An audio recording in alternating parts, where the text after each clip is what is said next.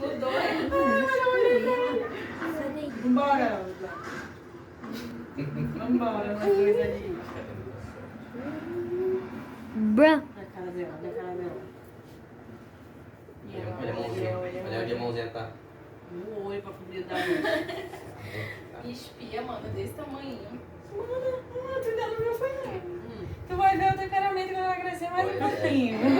A cara da mãe. Ela tá mostrando. Ai, meu Deus. Tá mostrando o que vai ser, né? Eu tava falando, essa daqui bateu na vovó.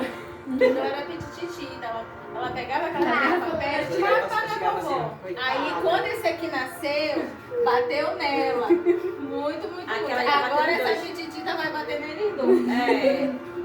Mas assim, o temperamento dele é muito mais tranquilo do que das duas agora, né?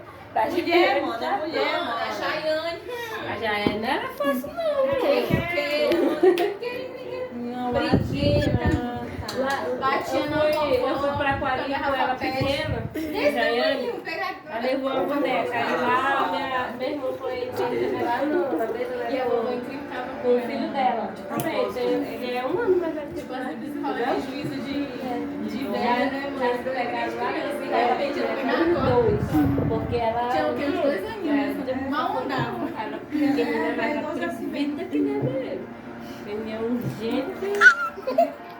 Já ele já tá truculão até hoje. Prepara, porque essa daqui vai ser questionadora.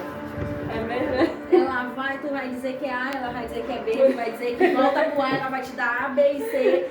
Tô te dizendo, e quando tu se irritar e disser pra ela parar de falar porque tu tá impondo, ela vai se remoer por dentro, vai te fazer 1000 questionamentos e ela não vai te dizer.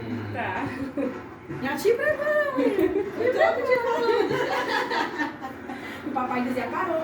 Sem questionamento, mano. Eu queria pular no papai. Eu olhava pra ele assim. Ele, não adianta você me olhar. Eu sei o que você tá pensando. É não.